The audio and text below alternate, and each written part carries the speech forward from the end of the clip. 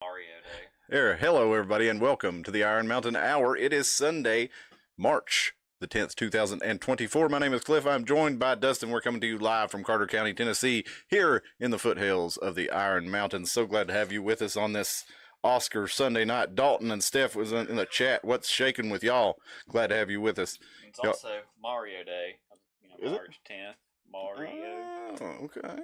See, I was thinking 310. It must mean something to the elite or something, because 3 plus 10 is 13. And yeah, that was just my thinking when I was looking at the date today, wondering, what I might do the show on. And I saw it was the Oscars. I thought, well, we can do our own Oscars without, the glamour and glitz and the elitism of the other one. We can just pick our favorite movies We and just hang out with the guy in the trash can. What's up, Joe? Yeah, man, I turned the mic up, Dalton, but, it didn't unmute it for whatever reason, so. And I told myself that I wasn't going to do it this time, but at least I noticed it quickly. Glad to have y'all in the chat. Yeah, definitely, we want your comments on these movies, on what your favorite films are in these categories, so go along with us. Let us know what you think. Can you pull the chat up there in YouTube, Dustin? I'm going to pull it up in Twitter on my phone, so. Okay. So we can check the X chat. If you hadn't followed us on X, be sure and do that. If you hadn't followed us on YouTube, be sure and do that. And we're also on Rumble the next day, so you can catch us on the replay over at Rumble. Once we get up to a certain amount of subscribers over there, we'll start streaming there too. But it doesn't cost a lot of money, but I'm in this thing, equipment plus like $50 a month, to do the stream. It's not real expensive, but I'm just not really looking to spend a whole lot more than that right now on another platform until we really have some more subscribers over there. So what's up? Dalton's having Kentucky Gentleman Coke. How's that for you? Little Kentucky straight bourbon whiskey. If I don't drink whiskey, that's usually the way I go with this Kentucky. I mean, I'm a Tennessee boy, but I tend to prefer Kentucky bourbon whiskey. I don't like Jack, really. I'm not a big Jack fan. I'm glad of what they do in Tennessee. Glad they bring jobs and make whiskey in Tennessee. I think that's cool. If you're a Jack man, I respect you. That's cool, Spill. Glad to have you in the chat. Let's see. Let me get over here and get this Twitter thing going. While I was getting the show together tonight, I saw some things coming across my feed for the Oscars, and there was a picture and a video of John Cena going across the screen, and he was naked and had a board in front of his crotch. And so there were some people saying, they were sharing this and saying he was doing a humiliation ritual. I don't know if y'all caught Cat Williams on he was on Rogan, he was on Shannon Sharp's show, but here's Cena. I guess the joke is you can't see me, because he's seen that, but there he is naked walking with a board in front of this big iron statue, or a big golden statue. Costumes. Who knows what it's representative of, but it's definitely something pretty humiliating. It seems like, at first when I saw that, I didn't realize it was at the Oscars. I thought maybe like China paid him like $1 million or something to come up there and do that for Chinese, and nobody here would see it. But evidently that's not what happened. He did it at the Oscars.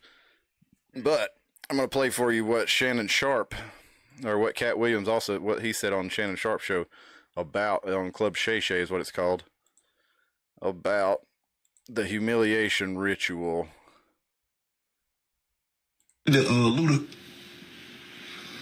No, so there was a crossroads where we were both invited to an Illuminati thing, and it had to be one or the other of us, and decisions had to be made. So it was both of us, we were equal. One of us had to cut off all their hair and couldn't do the sideburn thing no more with the points. And the next person, they said, was going to get $200 million because they were going to pay him $10 million a movie to do 20 movies. And that's how the conversation happened. One of those persons turned out to be Ludacris, and the other person turned out to be Cat Williams. Now, one person ended up with a light-skinned, ugly-faced wife that's never done a... Remember I told you that if I say that, it applied to 7 people? Yes. It's part of what they give you. Okay? I didn't get it. I'm not mad about it? How much money they give? 200. Sir, Fast and Furious is on what number right 10. now? 10 more. And I got a 200 million. go cap, man. We were watching movies this Christmas, and some Christmas movie. I must go to automatically play every time I start that. I gotta stop that.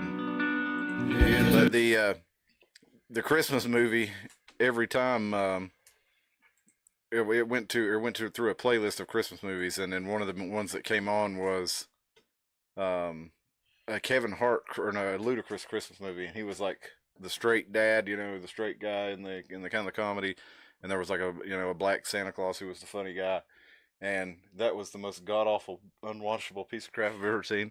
So he should definitely be humiliated to have done that film. I don't remember what it's called.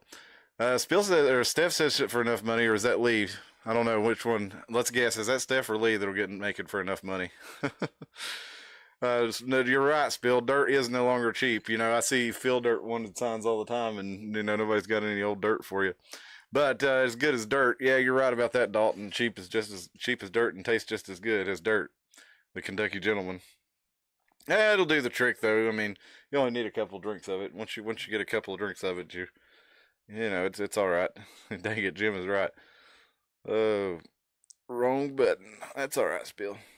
So yeah, Cat's talking about the humiliation ritual, and he claims that he had the opportunity to undergo the humiliation and receive the career basically that Ludacris received in films, because Ludacris, he already had a pretty good career as a rapper, but he got a very lucrative deal doing all those Fast and Furious pictures and several other pictures. So hey, whatever.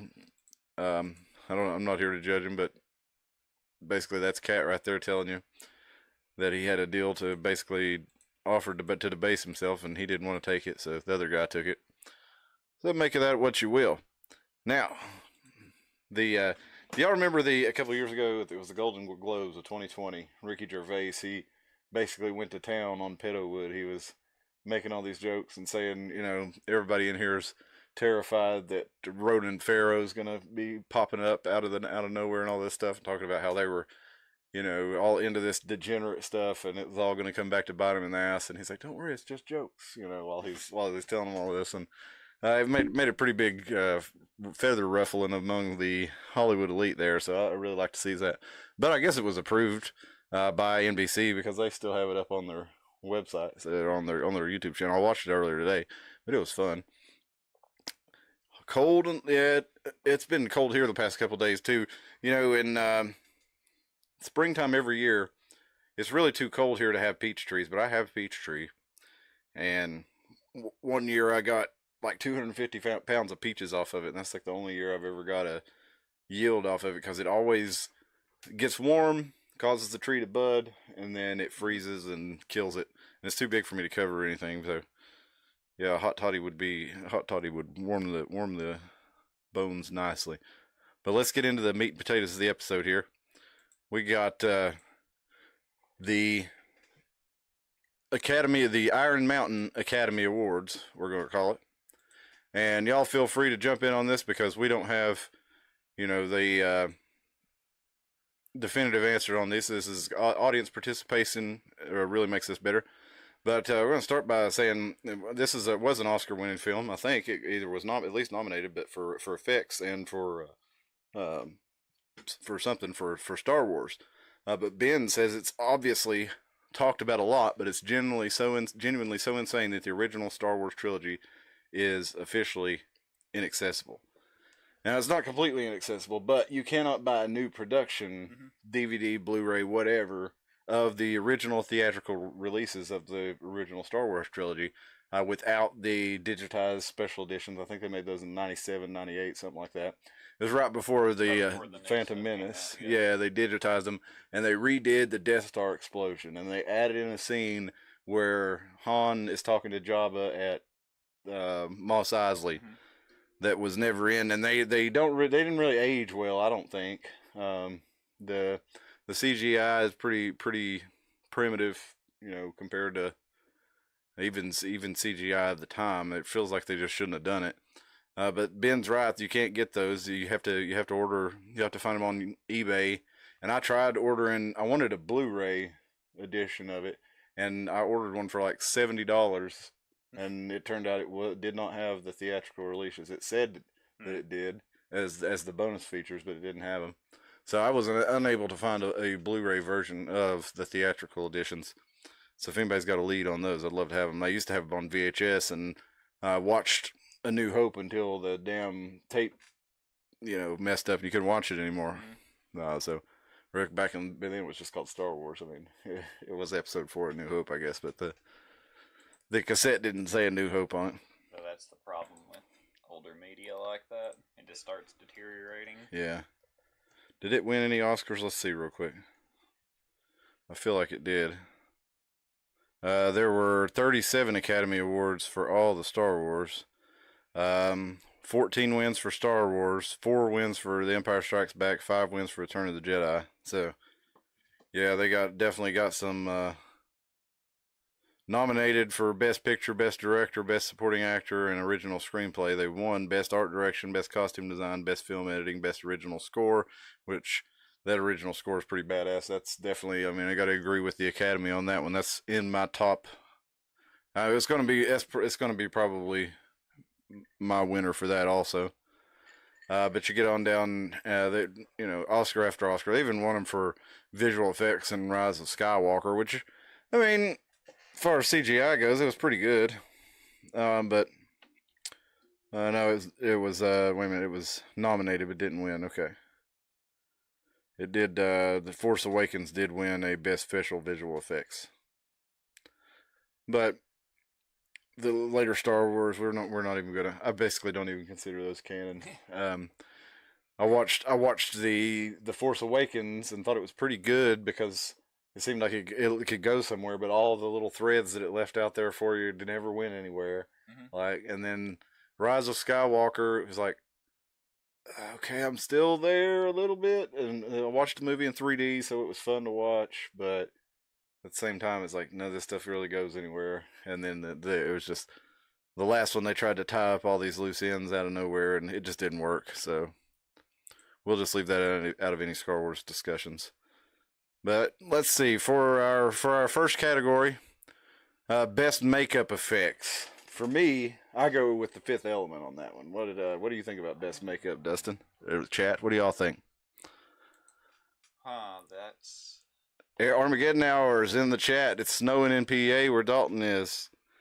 You always go to sleep watching Star Wars. That's all right. Definitely my gig, but I'll go to sleep watching it too just because it's one of those familiar films that I can put on and go to sleep.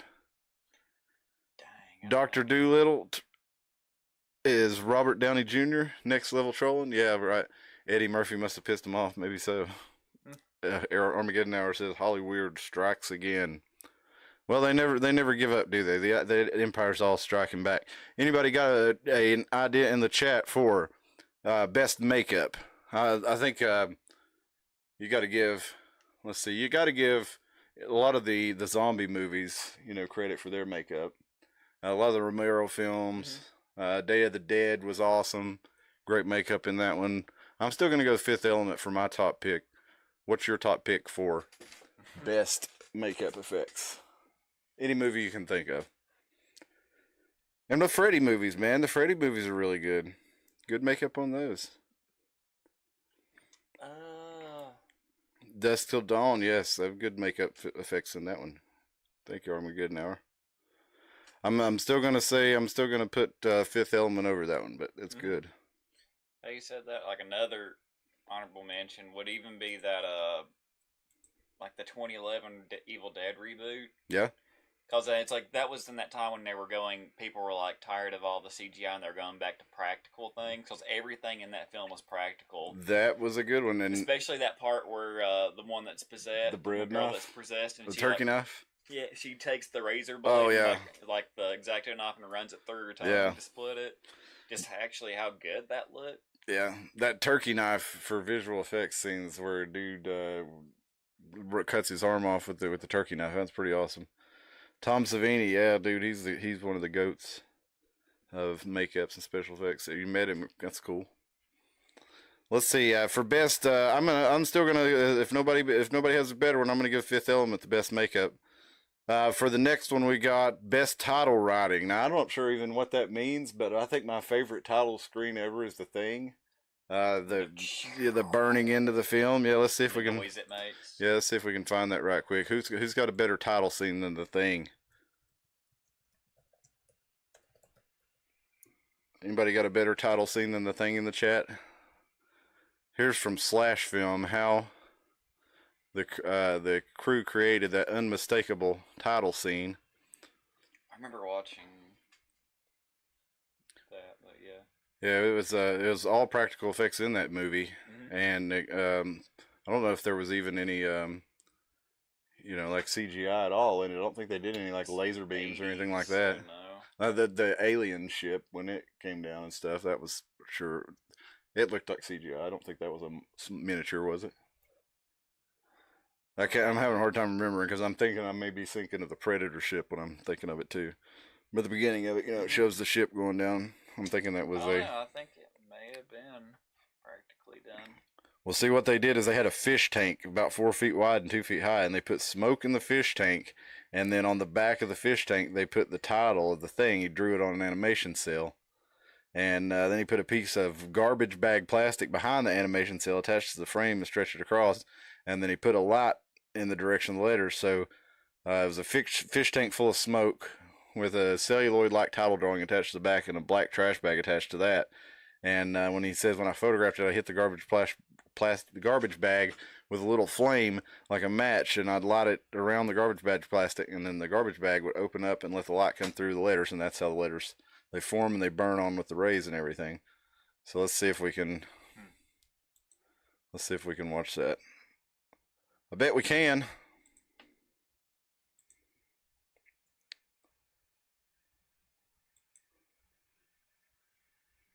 Brave, I'm sorry, I'll try to use Brave browser, but the search sucks. You all use Brave because it's supposedly protecting your data and stuff. But the search god awful. You can't find anything. Anybody got a better title than The Thing? Here we go. Look how easy that is on Google. I mean, I'm sorry, I hate to use Google. Jeez. Let's look at this. Oh, we can see the ship coming through too. What do we think? That's definitely some early special effects, but it might be put them on a miniature. And here's the famous title sequence. The garbage bag, burning in a smoky fish tank. Nicely done, sir. Nicely done. Anybody got a better one for The Thing, for the title sequence? Let's check the chat. Ralph Steadman did a Hall of Fear and Loathing. Okay. Old movie girl, you're going to be useless in this. The Thing's from 1982, Steph. We can go all the way back to, we can go back, we're going to go even older than that too.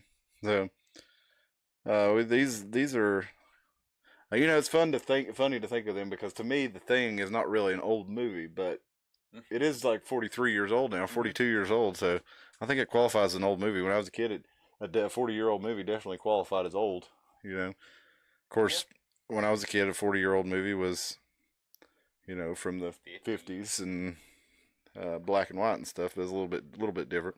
The Thing's definitely more creative than original CGI, Aaron says. Maximum Overdrive, that's got a cool title too. Let's see if we can find that one. It's got the AC/DC song going too, the Who Made Who going. Definitely a good soundtrack.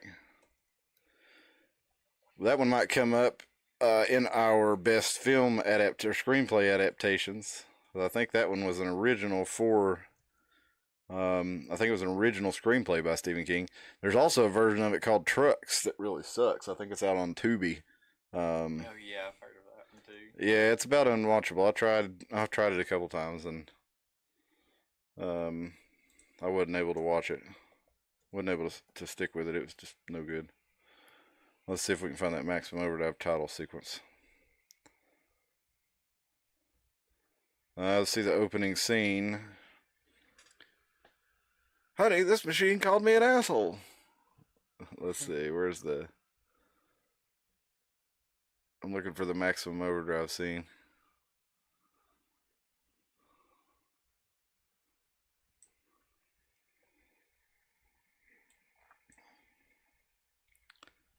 We're keeping it muted too because we're not going to play the AC/DC. I'm sure that'll get us copyright strike, but Yep. there you go. But that's a pretty good one. I'm gonna go with the Thing again. I got to go with my pick. Let's move on to the next category. We got best dramatic picture direction. Okay, for me, it was hard to pick. I had to pick Oliver Stone as far as dramatic pictures. You got JFK, you got Platoon, you got Natural Born Killers. Is I would call it a drama. I mean, it's has its funny moments and it's a satire in its own That's way, intense. Or it's satirical. but yeah, I'm still gonna say overall it's a drama. But just overall as a dramatic director, I gotta say Oliver Stone. Who's your favorite dramatic director in the chat? Let us know. Who do you like, Dustin? Anybody? What comes to mind off the top of your head? No. All right, we'll move on temporarily while we got. I mean, I also like Clint Eastwood. Really, as a director, he's one of my favorite directors. You got drama films like I really wasn't a big fan of The Bridges of Madison County, but like Gran Torino is one of my top favorite films of all time. You can see up here, Dustin. What is it? The other one of the other good ones, a Mule. The Mule was That one was awesome. really good. Yeah, and Clint Eastwood, he's been making his own films since like 1970s. He made what's his name? Sergio Leone directed the Man with No Name trilogy with A Fistful of Dollars and the For a Few Dollars More, The Good, the Bad, and the Ugly. Some of my favorite films of all time. But Eastwood, he started directing them himself. I think with like Joe Kidd and Outlaw Josie Wells. I think he directed. I don't remember. I don't think he directed the Dirty Harry movies. Maybe he did. But I feel like there was another director involved there. Yeah, man. All cry Misty or play Misty for me. He's a radio host with the Psycho, with a stalker listener. That one's really good. The orangutan films. Oh. Every Which Way But Loose and Any Which Way You Can. Awesome movies. Scorsese, yeah, can't forget Scorsese. Gangs of New York, great picture. What's some other Scorsese films? Did he do Casino? He did a lot of the crime films. That one with Jack Nicholson about Whitey Bulger. The Departed. Is that it? That motherfucker was good. Let's see. Scorsese films. Raging Bull, Goodfellas, Okay. Taxi Driver. Yeah, definitely he's up there with Stone.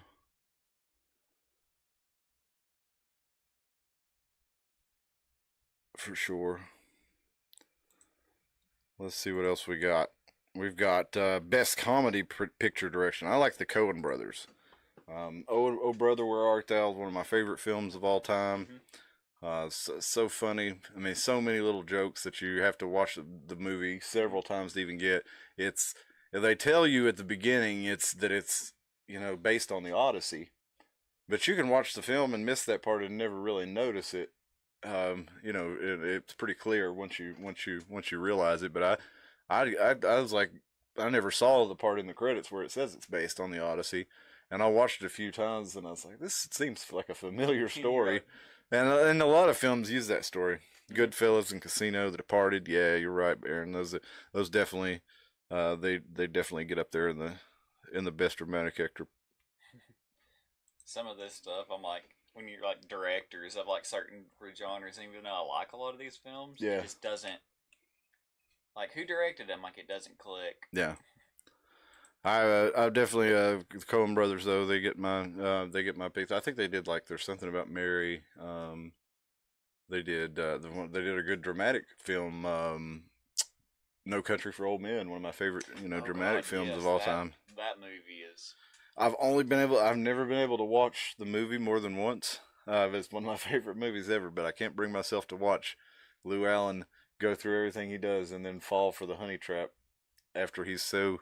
He knows they're after him, and then I guess is just so tired and so tired of running that he falls for the the lady by the pool that signals it for him, and that's how they get him. But such a good movie, and that's a Coen Brothers film. Let's go to anybody got a good comedic director? Put that in there too. Love to hear that in the chat. There's a lot of good ones out there. Romero's an awesome director. Yeah, I don't know if you call those dramas. I mean, they are dramatic, certainly. I mean, I wouldn't consider really any of his stuff drama. I mean, they have dramatic elements, but I mean, ultimately, when you get down to it, if you think about Night of the Living Dead and Dawn of the Dead, the story is really about what plays out between the survivors in there. So it is a drama in that regard, because that's really, I mean, the zombies closing in is kind of the constant threat, but the ultimate where the struggle is, they would have survived in both films if they'd have worked together properly. But it's like the breakdown in communication, the suspicion, the paranoia, all this works together, and to break down the group and cause, chinks in the armor, and that's how they get in. And Danny McBride, is he director? Social commentary, I feel. There's a ton of social commentary in all of his films. Yeah, that's true too. Yeah, a lot of that's, it's made pretty obvious in Day of the Dead, with the return to the mall and the knock on consumerisms. Dawn of the Dead. Day of the Dead's whenever they really start. It's the one that like the little military base. Oh yeah, that's right. With Bub. Yeah, that's after the world's been broken down for a few years in that one. But yeah, they kind of all comes back to the humans have the desire to basically consume themselves. We're our consumerism turns us on ourselves or something. It's kind of the idea. Danny McBride for comedy. I didn't know he was directing. Aaron, does he do? Man, did he do? It's not a movie, but Eastbound and Down. Yeah, man, that's such a good show. Vice Principals. Yeah, there's and that the End of the World. That was a pretty wild one. I think that's the name of it. Or This Is the End. That might be the name of it. Where the Hollywood celebrities all have, the zombie apocalypse take place, and Danny McBride has got Channing Tatum or somebody, John Cena. I think it's Channing Tatum. He's got him on a leash, leading him around and eating people. He doesn't waste any time. He just goes straight to the cannibalism within a couple of days. It's pretty good. Dawn of the Booty. I don't know that one there, Dalton. Let's see. Let's move on up the list. We got best unique and artistic production. Anybody have anything for that? I didn't really. Nothing came to mind when I was thinking earlier, and so I was hoping maybe the chat could put that out there. I'll put it in best unique and artistic production. You can give us your thoughts on that. I guess if I think about it, Eternal Sunshine of the Spotless Mind was a pretty good film as far as that goes. Okay, yeah. Big Fish was a pretty good one. Requiem for a Dream was a really good artistic film. Yeah. So anybody thinks of any real artistic kind of films, put those up there.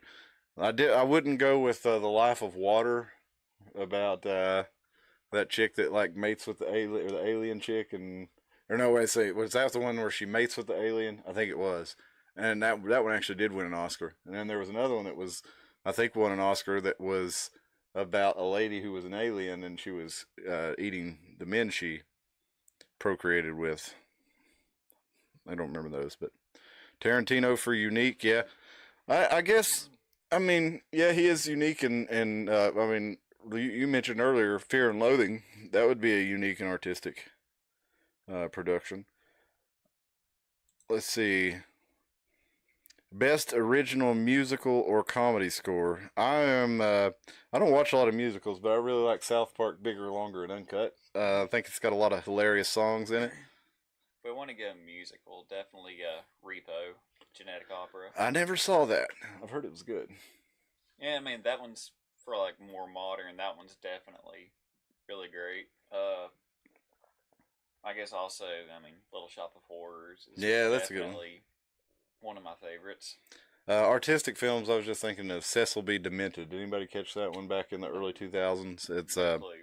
has Stephen Dorff in it. It's the only one I remember, but it's like a crew of a communist revolutionary film crew kind of movie of them exploring the art or the film world. It's pretty interesting. Best original musical, I still go with South Park, Bigger, Longer, and Uncut. Best costume design. This is a cool one, man. I think I really like The Fifth Element. I like Dune. Mm-hmm. I like Star Wars. Quigley Down Under is an awesome movie. Spill. Yeah, I've not seen all the new one, but the costumes in it are really good. I've watched the David Lynch film, and the costumes, the makeup, special effects in it are really awesome. It's not so much of a, I don't know. It's like maybe it's not coherent to me, but maybe to others it is. I feel like it leaves a lot of. I know David Lynch likes to leave a lot of questions, but I feel like I just don't know what's going on in it sometimes. But I've never been able to really sit down and watch the whole movie all the way through. I kind of lose interest in it. I do want to see the second part to the new one because everything in that is like just fantastic. The Yeah. first part. Well, the parts I watched were really good, and I enjoy like about the first hour of the David Lynch Dune. I just like I said, I just kind of get lost in it for some reason. Best visual effects. This is a really fun one. What for costume? Mad Max for costumes? Hell yeah, that's a good one. Mad Max Fury Road has some really awesome costumes and some awesome practical effects. Tim was saying, see, I was saying that the film didn't really have a whole lot of like the message in it, and Tim kind of disagreed with me, saying that it was a really feminist film, which I feel like it is. With Furiosa becoming, the main character and everything, and the ladies not wanting to, give birth to the whatever the guy's name is. They're supposed to be there for his Joe. His name's Joe. I forget the. I forget. Yeah, the title I forget his title too. Even though that I'm like I know it outside of this because I said it the other day. Yeah. I was, But he's they don't want to be his brood mares, I guess you'd call him. Yeah. So it does have that element in it, but ultimately I think it's just like and Tim pointed out that they covered Max's face for half the movie. He couldn't speak, but I think it was ultimately like kind of similar to Alien. Alien was a feminist film in a way too, but at the same time it didn't like beat you over the head with it. It had the symbolism in it. It was subtle and it was part of the movie, and you didn't really think like, oh well, they're trying to pound me with the message. And I felt the same way about Mad Max Fury Road. I enjoyed Fury Road quite a bit. Oh yeah, and Mel Gibson, when he made Apocalyptico, he was thinking about having a movie that the whole film was a chase. Immortan Joe. Morton Joe, yeah, that's it. But the Apocalyptico, the whole film was basically a chase. But you go back and it's funny because I saw an interview where they asked him, and he said that was like this idea he had. All the whole movie. Well, that's what Mad Max 2 and Fury Road were. I would say. Of course, Fury Road I think came out after Apocalyptico, but yeah. Mad Max 2, the whole thing was a big chase. South Park. Aaron says like South Park when the women take over and are milking the men in the basement. Oh goodness. So we're on. What were we on? We were on best visual effects. I say so. Practical effects. I got to go with The Thing. Best CGI. I don't really know. A combination of CGI and practical is a very underappreciated film in my opinion. Terminator 3 has a very good combination of the liquid CGI with practical effects. When they did that scene where Arnold's driving the ambulance and the ladies chasing him with the crane, they did that all in one shot. Practical effects destroyed a whole city block. It's pretty badass, dude. And that was in I think 2001 is when that came out. So that's one of the last like really good action movie practical effects, and I thought the story was great too. I think they really did it a disservice by making that one. I mean, Salvation and Genesis, I could do okay with them not being canon anymore after Dark Fate, but Terminator 3 was awesome, and I don't know why they would want to make that one not canon. Very underappreciated. A lot of people I think didn't like it, but I don't understand why. Let's see. What's another good? Lord of the Rings had great visual effects. I mean, a lot of them still hold up. I mean, you can tell they're CGI when they're like scrolling into like the mines of Moria and stuff like that, and it's like not up to today's CGI standards and stuff, but it still looks really awesome. And the lighting was so good, you really couldn't tell that there wasn't as much detail as we can do today. The monsters look great. You know, the trolls, the orcs. Talk about makeup. I mean, yeah, the orcs were wild in that one. no, so let's take a little break here from the discussion since I've brought up Lord of the Rings because it's going to come up a couple times. But I got a couple things I'm going to play for you here. This first one, somebody did an AI having Tucker Carlson describe the Fellowship of the Rings. Now, where did that go?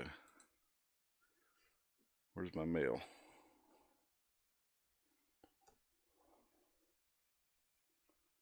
Oh, wrong one. Bear with me, folks. Complicated business here. All right, here we go.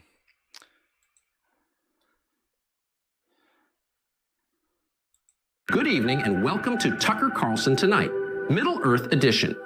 As the Fellowship makes their way through the mines of Moria, we'd be foolish not to pause and ask ourselves, what am I willing to sacrifice to ensure that evil doesn't win? It sounds slightly dramatic, but what if it's not? What if it's a soul-level question that governs the way we approach reality itself? Sure, you and I might not be facing Balrogs, orcs, and goblins in our day-to-day, but that doesn't mean there aren't exceptionally real, horror-inducing threats in our world. Anyone who would try to suggest the opposite is either kidding themselves or they're in on the fix. That's how these things work. And up until, I don't know, yesterday, as a society, we knew this. Thankfully, the Fellowship reminds us that evil, true evil, is not a force with which to be negotiated. If you pause here and listen closely enough, my guess is that you could probably hear your heart audibly beating in your chest. I'm sorry, but how amazing is that? On a deep, almost primal level, we can't help but feel inspired and righteous when we face the darkness of the world head-on without compromising. Here's the circumspect reality of the situation, though. Taking on demented psychopaths like Sauron isn't glamorous, easy, or universally celebrated. For an AI. But that's precisely why we admire the Fellowship, is it not? Do you think Gimli cared about being called orc-phobic, whatever that means? Thoughts and prayers for Gondor, sending positive energy towards Minas Tirith. I think Legolas said that in the second film. Can you imagine? Sure, Sauron wants to kill everyone, but if we resist that, then we're just as bad, said nobody. Opposing evil isn't a radical idea. It's foundational. And in a world full of lies, treachery, malice, and strife, it's worth asking ourselves, what do I stand for? And do I actually mean it? Medieval look Yeah. versions of it. Yeah, it's cool, man. The Sauron one looks pretty badass. Agreed. But you know, I said we're going to talk Lord of the Rings a lot. Lord of the Rings it is great. Hollywood sucks the Avatar movie off, but I'm a Lord of the Rings guy. He says, Avatar, I couldn't really get into it. I tried watching it, and it just didn't suck me in. It did not feel like a James Cameron movie, to be honest. I would have never guessed he had anything to do with it. And I felt even Titanic felt like a James Cameron movie, you know. So, one of the funny things in Aliens, which I'm pretty sure got a best visual effects movie, but it was or Academy Award. He actually was trying to get Sigourney Weaver to come back for the movie, and she said, "Yeah, I'll do it, but there can't be any guns." He's like, "I'm sorry, I mean, there has to be guns." I think that's they're fighting for the existential threat of the species, and it's an action movie. We kind of have to have guns in it. So he convinced her to be in the film. But then Alien 3, if you remember, they were on that prison colony. I don't think, were there any guns in it? I don't think there were any in it. But I don't think James Cameron did that one either. But Sigourney Weaver was back in that one, and as B calls it, is that the one with the lice? Because they all have to shave their heads because they're in the prison colony. Um, so yeah, Lord of the Rings gets the nod for me on a couple of them. It's definitely up there on best visual effects, best original score. It's up there. Conan the Barbarian, best original score. What do you think? I love Prom, that opening. yeah, it's awesome. All the music in that movie is great. You got the Terminator. The opening score on the Terminator is pretty awesome. It's good enough that they used it again in Terminator 2. It's it has it just has that feeling of tension and drama, and has a sci-fi sound to it. You got also Highlander with the score by Queen, which was pretty awesome. The Princes of the Universe. You got yeah, what was the one we were talking about earlier? Carpenter's films. You got They Live has a really awesome score, and I'll tell you, this is not. I don't know if it's Oscar worthy or not, or Iron Mountain Academy Award winning worthy or not, but I think it's up there too. The main theme from Return of the Living Dead. Yeah, that's a badass theme. It doesn't start until everybody starts turning into zombies and stuff, but original scores as well, like Interstellar, and really a lot of Nolan's films have good scores. I don't recall Interstellar scores, but I do remember liking the movie. I only watched it once. Best original score. Anybody got anything for that in the chat? Throw it in there. We're to go on to best adapted screenplay. For me, that's the Lord of the Rings trilogy. Not exactly like the books. Been a long time since I read the books, but when I watched the movies, I know I thought it was like, well, this is not exactly like the books. I remember there was specifically some things. Arwen was a bigger character in the movies than she was in the book. Bombadil, yeah, the Treebeard stuff was. So there was some stuff left out, some stuff added to keep to kind of make it. I don't know. They're more romantic in some ways. The stuff with Arwen and Aragorn, that a lot of it really wasn't in the book. But overall, I remember thinking it was really, really close, and that they did an amazing job. And I don't think the movie suffered for leaving that stuff out. I really don't think it did. No, it didn't. Heavy Metal, yeah, Aaron, you're right. Heavy Metal had a great score. Did you ever, speaking of South Park, did you ever see that one with the Heavy Metal where they they'd let the cats spray in their face and they would inhale it, and it would go on a hallucinatory trip where they would see everything was boobs, and it was like Heavy Metal land. That was a pretty funny one. Best animated short film. Now, I don't know a lot of these, but I did really like the series Love, Death, and Robots that was on Netflix. There were some awesome ones on this. There was an episode where these guys on a ship had this great big squid that popped up to the end of the boat, and they were fighting the squid off, and it was basically intelligent and was convincing them to turn on one another and feed it. There was one with like a exterminator who had all these different rodent contraptions that eventually the rodents ended up turning on him. It's pretty awesome. That whole series was good. I mean, you could also go back early 2000s to the Animatrix. Ooh, all those shorts. Those were good. I'd completely forgotten about those. There's this one short animated film. I can't remember what it is. It was these kind of almost, I guess you would say, dystopian. It was a dogfight between two ships, and at the very end of it, you see that it's basically like an AI was running everything, and it's like because the pilots were dead and they were both killed and they were skeleton, but the automation that was kept doing it. I can't remember what that was called. That reminds me of there was the house. I sent you the short story I think a couple years ago, Dustin. It was by Ray Bradbury. It was a short story called "There Will Come Soft Rains." Yeah, and it was about a house it's an autopilot, and it's making breakfast, it's reading the news. It's a smart home like we have today, basically, just like a primitive version of it, because House of Tomorrow. Yeah, they imagine everything being done with like servo motors and relays and click click click, and a lot more mechanical than the smart homes of today. But either way, that was you start off with this smart home making breakfast and reading the news, and and as you basically pan out, it's written almost like a screenplay, and as the camera pans out, you see that the whole world around this house has been destroyed by a nuclear blast, and there's shadows of people on the lawn, and this house it catches on fire and is trying to put itself out, and then you pan outside and see the whole world destroyed around it. That was. Aqua Teen Hunger Force. I've not watched a lot of those, but I've seen some pretty funny moments from them.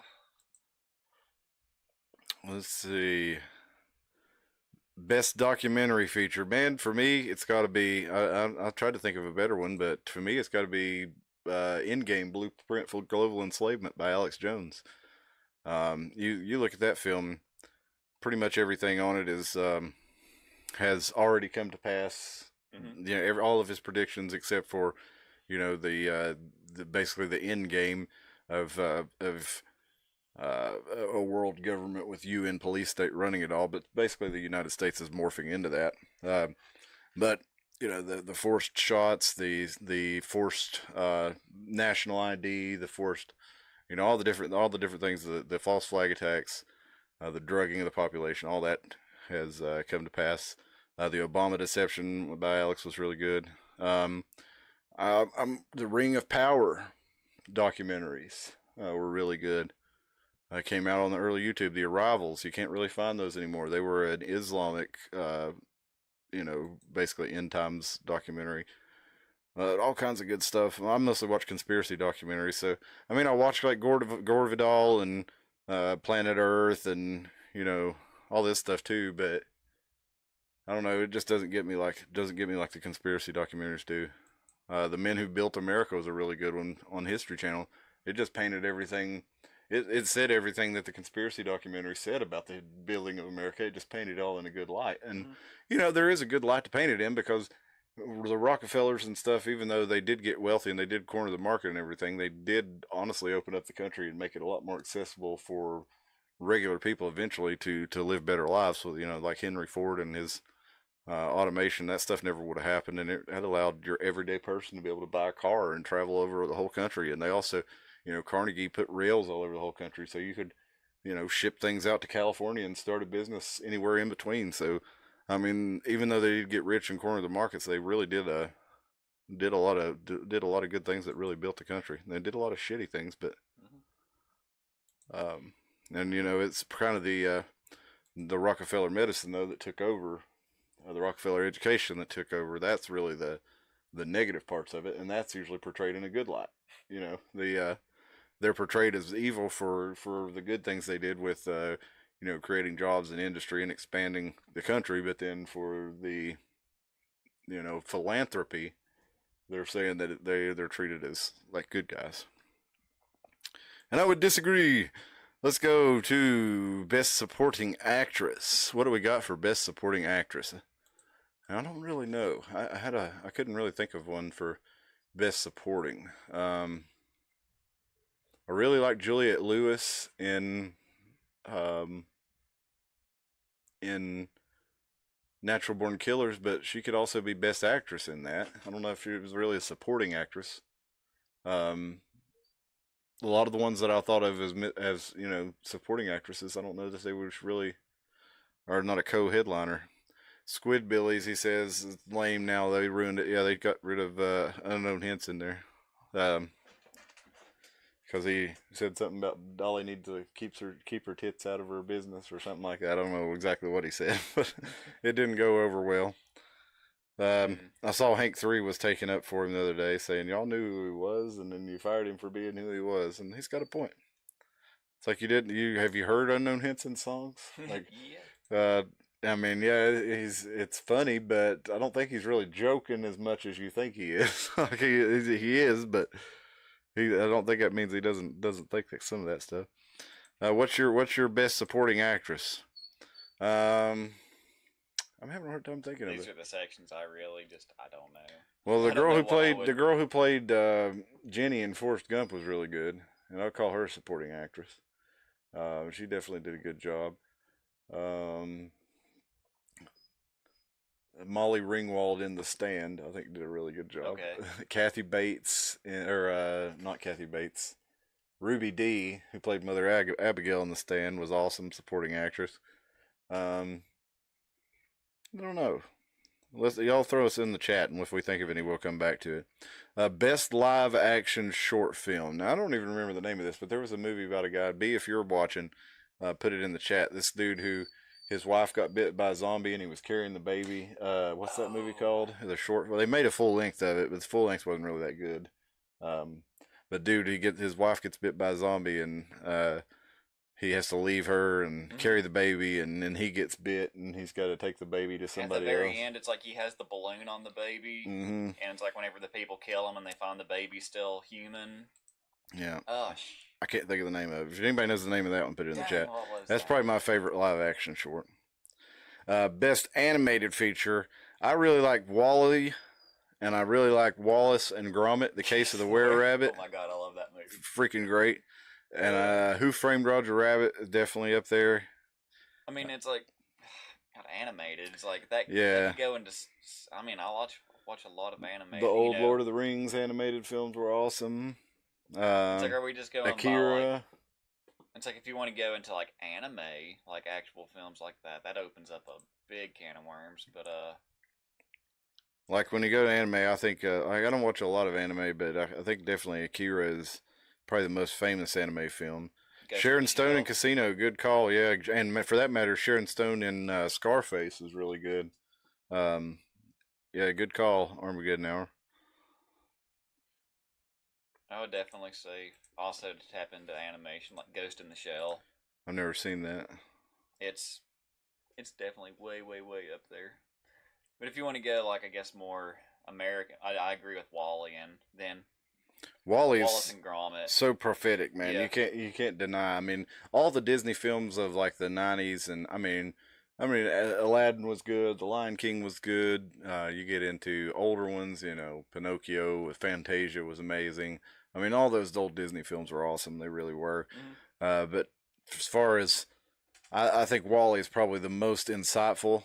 Aristocats is one of my favorite too, and Wallace and Gromit though really neat movie. They've got a All new the Wallace and Gromit stuff was great. they've got a new one that just came out. I think I haven't seen it yet. Huh. I don't know about it. So. I'm pretty sure it's on like Disney Plus or Hulu. Let's see what we got next. Best actress. Now for me, in the original Terminator, I love Linda Hamilton in the original Terminator. She's awesome in Terminator 2 also, but I think for acting chops, I mean she pretty much plays kind of the same character the whole way through Terminator 2. She's kind of a badass. She's determined. She knows what she's got to do. She's angry about it. She pretends, plays along with the doctor and stuff to try to get out. But she doesn't exhibit as many acting chops as she does in the first one. Yeah. She starts off as an innocent girl. She's working at the restaurant. Has that arc where the character is formed. Yeah, and so I really appreciate her in that film more than in the other Terminators, even though she's still good in them. Except for Dark Fate. I mean, honestly, she wasn't bad in Dark Fate. I just hated the concept of the movie. Yeah. Linda Hamilton did a good job. Sigourney Weaver in Alien and Aliens. Alien awesome. That, yes. We did the show on the female badasses. We did a whole show on that, and we showed a lot of Ripley as being kind of the progenitor of the female badass character, and you get into something like I don't know if you'd ever have something like Kill Bill or something without Ripley first, which Kill Bill was a really awesome film too. But for me, best actress. I mean, in a dramatic role, I don't know. I also really like Natalie Portman in V for Vendetta. Swan. She did good in that too. I haven't seen that. For dramatic role for best actress, I don't know. I really go back to Eternal Sunshine of the Spotless Mind. Kate Beckinsale in that was really good. Kate Blanchett. Kate Blanchett, yeah. Sorry. You know what I meant. Yeah. But yeah, Kate Blanchett was really good in Eternal Sunshine. You go back to I really like Katharine Hepburn for an older movie for you there. Uma Thurman's awesome. Katharine Hepburn in Rooster Cogburn.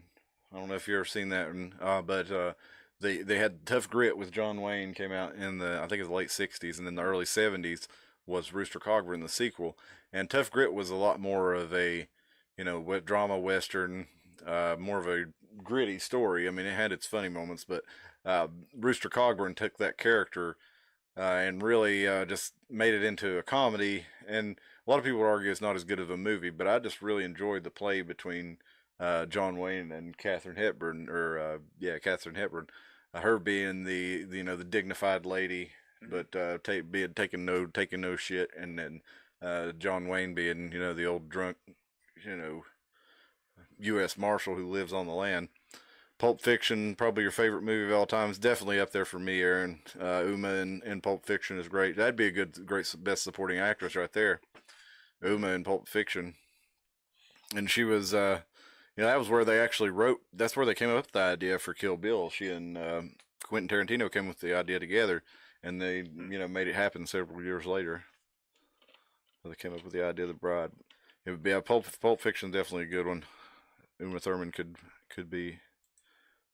She's probably up there for my best supporting actor. I know there's a couple other actresses that I do so good, and I love their stuff, but I just can't think of them. Yeah, I can't think of. Yeah, we're putting you on the spot, and it's okay. Yeah, I'm not good at anything on the spot. We got best supporting actor. I went with Gary Sinise in Forrest Gump. It's hard to beat Lieutenant Dan, man. He has all the you see a confident platoon leader, who knows everything, and Forrest can trust him because he's keeps him safe and he protects his men, and then the unthinkable happens. He leads them into danger, and then Forrest ends up rescuing them all, and he's a man coping with, he was supposed to die in that war because all his family had died, and that was his legacy, to die in a war.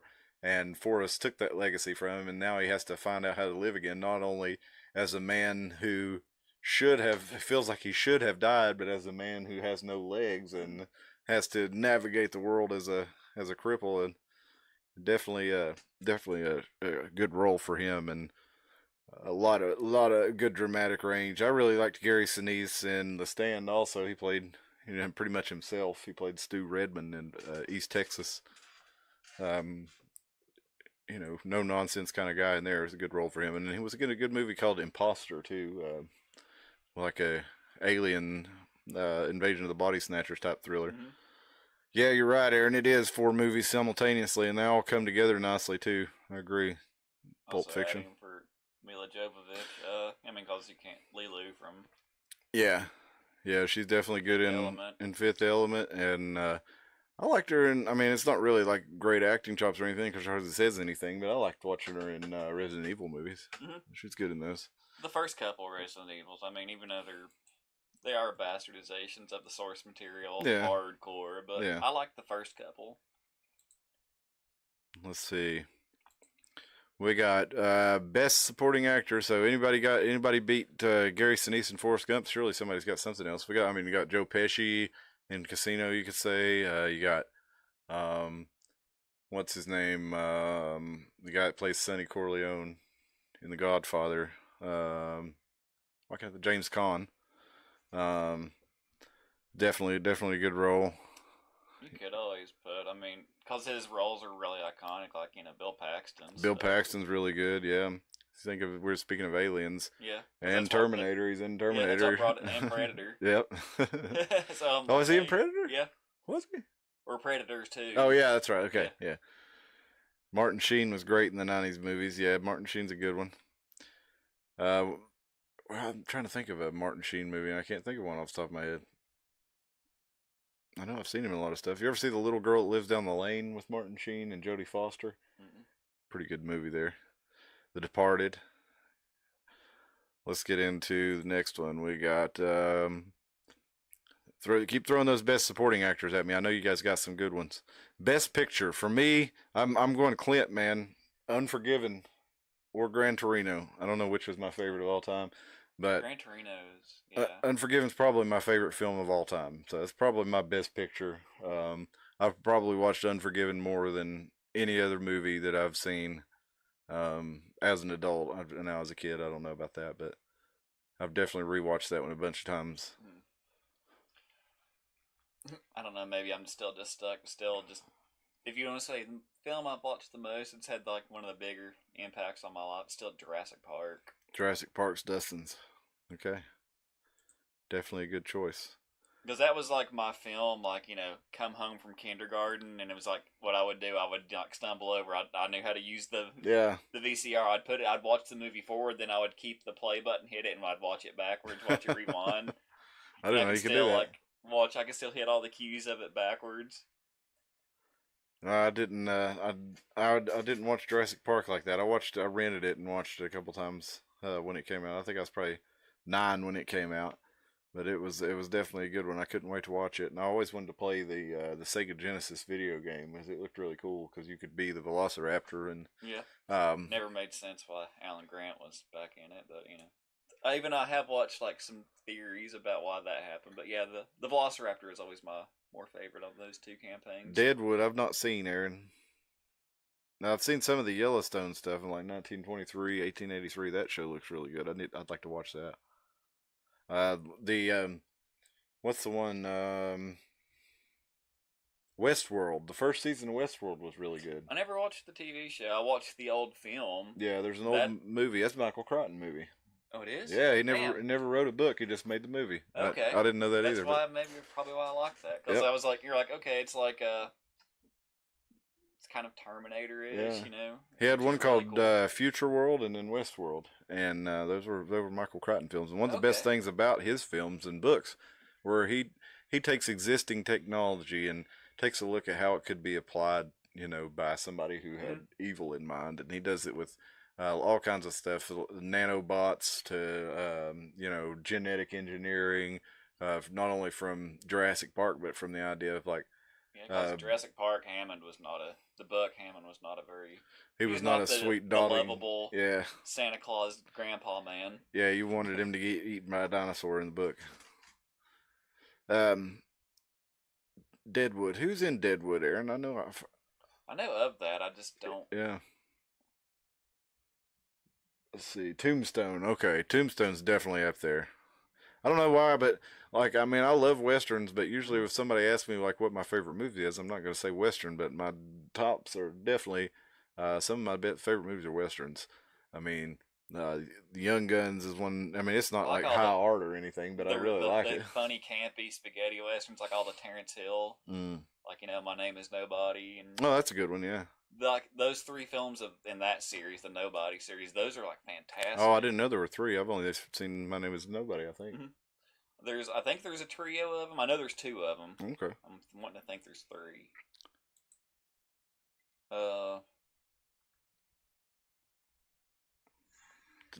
Aaron says The Departed and Tombstone are his top 5.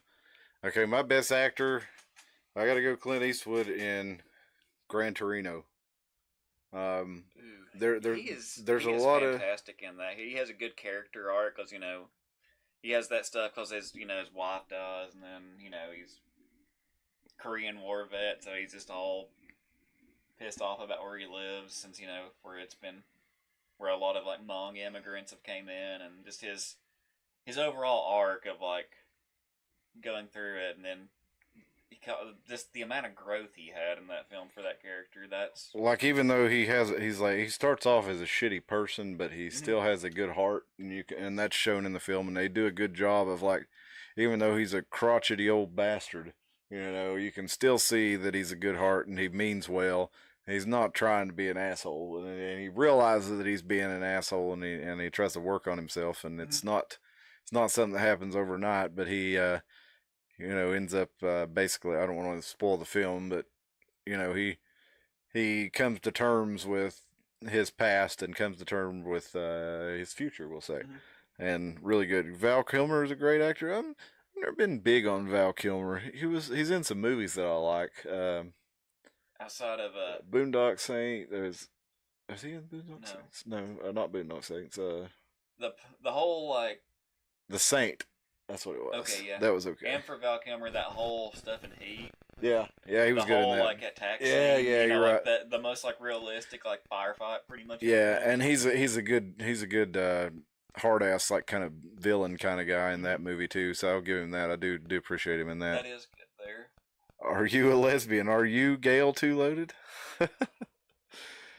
uh, Thanks for joining us with your insightful question.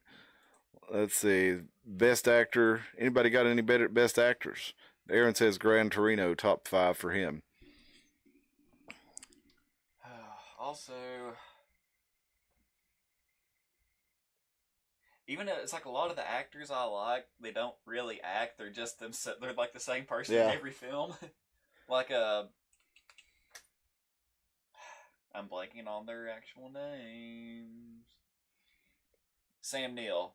I like Sam Neill. Because it's like, okay, you're like, you have Dr. Grant. Then like in like Event Horizon, you have evil Dr. Grant. And he's also in Like in Mouth the of Madness. Mouth of Madness, yeah, where he's kind of like psycho. He's still kind of Dr. Grant. Yeah. He's just in insurance claims or something. Yeah. But And then you have in like Daywalkers where he's vampire. oh yeah, He's kind of like quasi evil business vampire, Dr. Grant. I honestly don't know other than Ryan Garcia has said it. Gail, he's put out there. If anybody hadn't seen, Ryan Garcia said that he was forced to watch some events at Bohemian Grove, where he was. I'm not going to say it on YouTube, but he was forced to watch people abuse a child as part of a ritual. There was his claim, and he says he's going to provide proof. To my knowledge, he hasn't yet. But that's what's going on with Ryan Garcia right now, and Alex Jones has been sharing his stuff and saying, "See, look, this is more proof." But he says he is going to show some proof, so we'll see. I mean, it's totally believable. I mean, I've heard a lot of really bad things about that place, including, you go all the way back to the 70s, and there was, before even Hunter S. Thompson was well known, hey, there were stuff on him in like conspiracy books about him being a snuff film director, and one guy's tale in particular at the Bohemian Club sounded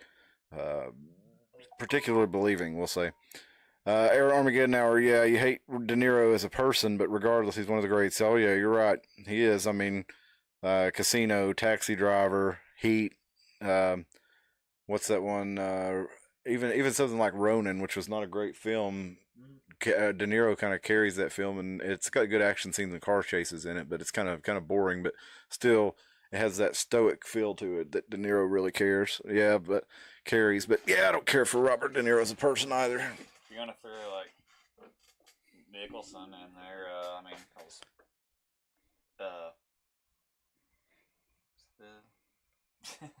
As Good as It Gets, great film with Jack Nicholson in it. For a comedy, man, it's hard to beat Adam Sandler and Jack Nicholson in what's that movie? The therapy movie? Anger Management. Anger Management. Yeah, that's a good movie. Jack Nicholson, his the Stephen King film he's in. Not Stephen King. Oh yeah, The Shining. Yeah, Shining. Yeah, he's awesome in The Shining. Yeah, and also if you want to do supporting actress, like I forget her name, but chick that played his wife, she deserved way like any award that was ever possible for her. Yeah. It was like Damn, that's a supporting actor film. Yeah, shit. Like they did that girl wrong. She was like legitimately terrified in that whole filming, which I mean it translated through.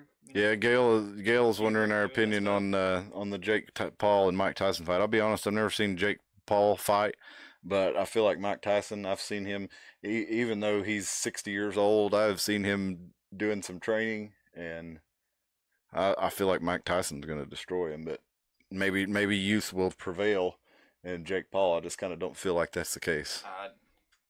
I don't have horses in any of those. I don't have enough. Yeah, I don't have enough. Don't have enough information to really have an opinion other than I've seen Mike doing some training, and he's still very, very fast, and it looks like he would fuck you up. So, I definitely wouldn't want to fight him. Yeah, he does. He hits like a freight train, old or not. Yeah, I mean, personally, I see Jake Paul drinking through a straw after this, but I guess we'll see. I could be totally wrong. Good actor. Well, Bruce Willis's stuff. Yeah. Now, Bruce Willis, a cool thing I heard about him. Now, he's got dementia, right? Mm-hmm. He's like 70 now, and he's got dementia, and he can't He's like really do anything anymore. I Yeah, believe, yeah. But he's set up before all that went downhill. He's set up to have his likeness recreated in movies. so that his family can use his likeness, and Bruce Willis can still star in movies with it's like an AI depiction of him, and they can still get the Because you're like, royalties okay, from right. it.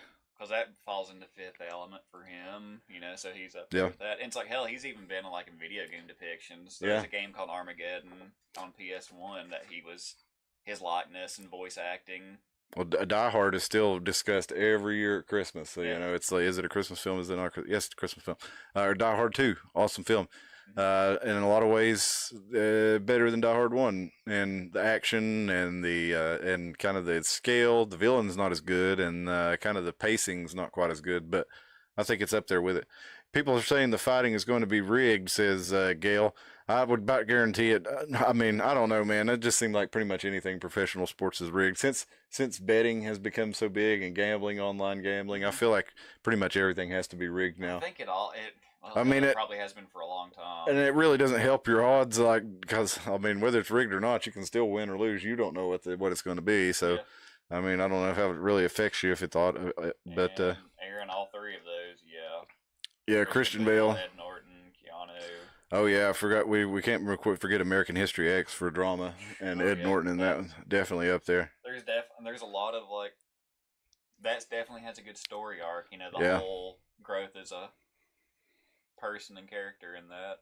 Keanu Reeves, we got The Matrix is awesome. A lot of people didn't like the sequels. I really liked the sequels. I didn't like Revolutions, but for me I never watched the new one. to me it ended after the third one. Yeah.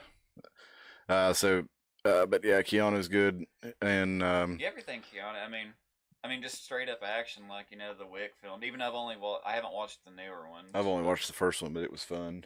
I'll be honest. I lose attention, and I like a great action sequence for like a minute or two, and then I want some story and dialogue and something other than just John Wick walking from one place to another, asking for where somebody is, and then going and starting shooting and beat them up. I mean, that's fine and everything. It's entertaining, but I just lose interest in it after a while. The first one still, I like it the best. I've seen the first three.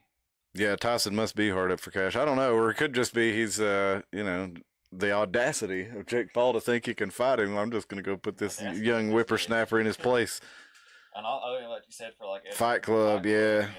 Good but one. That's a movie that still, it's like, I don't know, that whole story. It's like whenever I remember being like, when it came out, being like a kid and watching it, just pissed me off because how the story ended up. And I was same way with like the film for like Donnie Darko. It's like I loved it up, and then whenever the end had, the movie just irrationally pissed me off, and I've never really watched it since. Even though I still enjoy, I enjoy the lore. That's kind of how I was too, and that's kind of how I was with No Country for Old Men. It just, I can't watch Llewellyn go through all this again.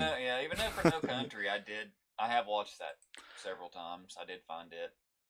What's his name in the villain in there? What's the character that plays him, or the actor that plays him?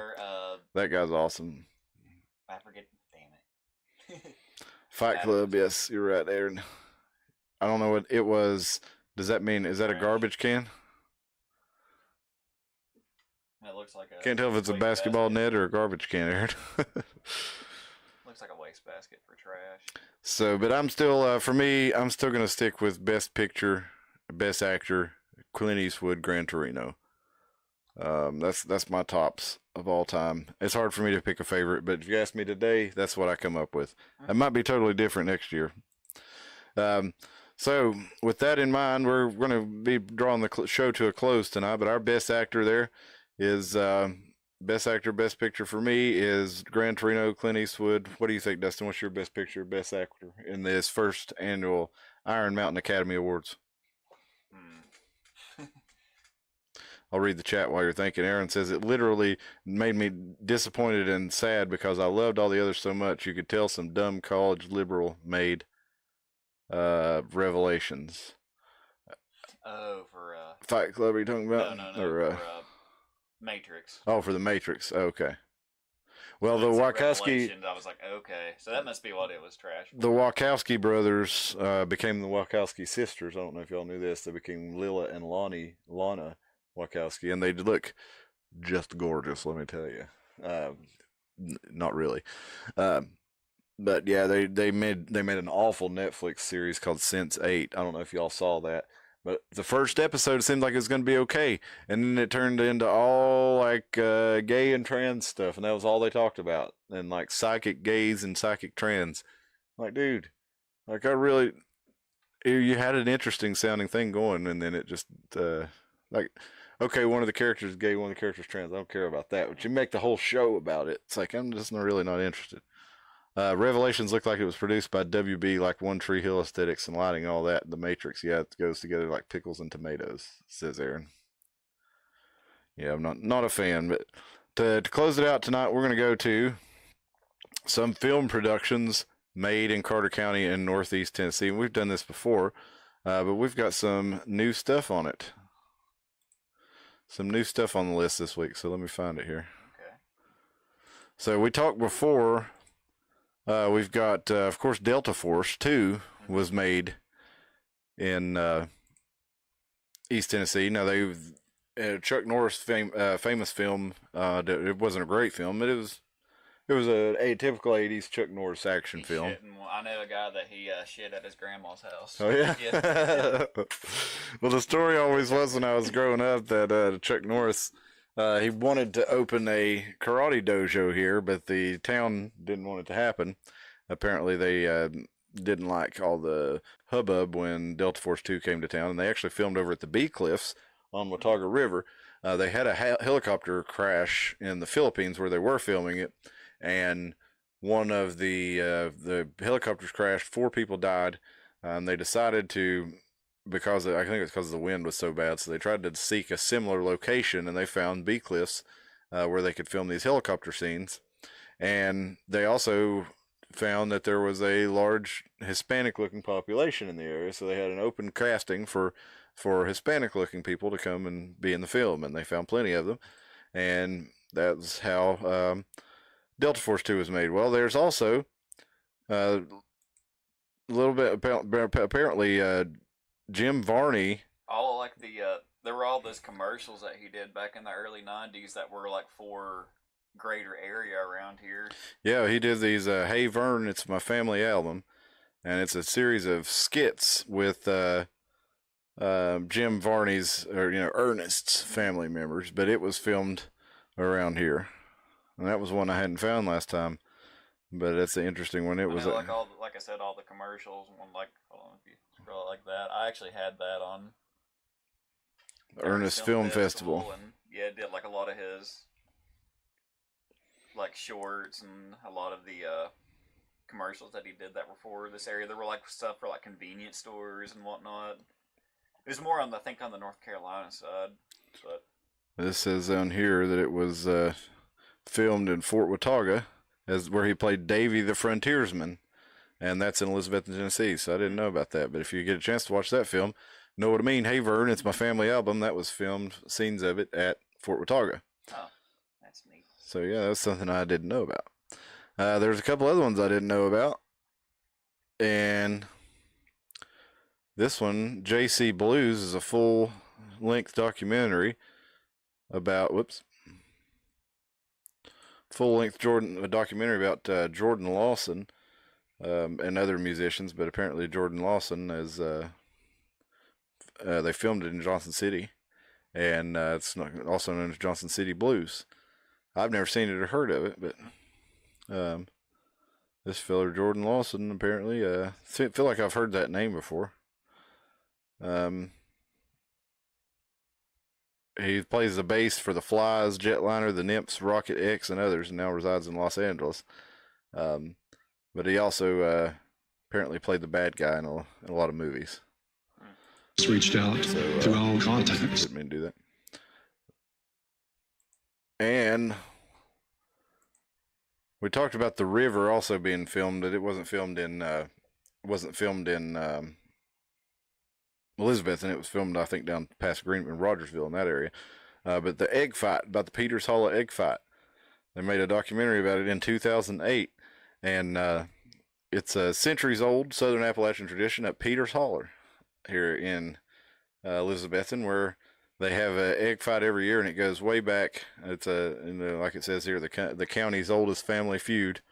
They get together, and they've even been a big scandal before where people were cheating, putting nail polish on their eggs and all kinds of stuff. But it's a big tradition every year. They have the world famous Peter's Holler eggs fight, and that's a documentary film about it.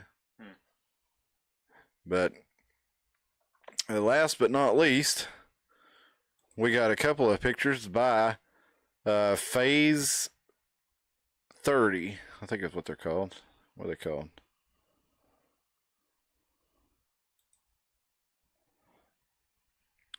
Let's watch the trailer here. 30 Days, that's what it is. 30 Days production. This is a local video company, local film company that's making movies here in Northeast Tennessee. They just made one recently called Joe that was filmed in Johnson City. This one was filmed in Elizabeth. Seriously? Called Driving Shame. And it's more of a dramatic film, Mom, but you can see here in just a second, you'll see the familiar locations of Watauga Lake. Drive through God's country. There we You are. can actually breathe. So 30 Days Productions, they're making several films, and I think they're based out of Bristol. And I actually auditioned for a film, role in a film for them, but it only had 3 roles, so I didn't get any of them. But I'll try again. It'd be a lot of fun to be in a film. I was in a couple of drama club productions when I was in high school and enjoyed that. But that's all we got for you tonight. Pretty neat stuff there as far as films being made up in Carter County and Johnson City area. 30 Days, stepping it up, bringing Aaron Aerosmith filmed Ragdoll in Johnson City. Yeah. They played it in a frat house there after they played Freedom Hall. It was pretty awesome. If you want to watch the Aerosmith Ragdoll music video, yeah, and like Aaron said, they probably banged everyone's mom. So, do you know where your mother was in 1989? Probably not. But listen, we appreciate you joining us. If you haven't already, go follow us on X, follow us on YouTube, follow us on Rumble, like the videos, share them, subscribe to all those channels. Email us at the Iron Mountain Hour at gmail.com if you have anything that you'd like to see on the show, or if you have any thoughts about this episode, leave them in the comments, leave them in the chat. Thank you so much. Everybody was in the chat tonight. Aaron, we had Gail, we had Spill, we had Joe, we had Dalton, all kinds of people up in the chat. So many of you is glad to have you. And we hope you'll see you back on Thursday when Aaron Armageddon and I will get into the news and current events. So good to have you again, and we will see you next time. Everybody have a good night and enjoy the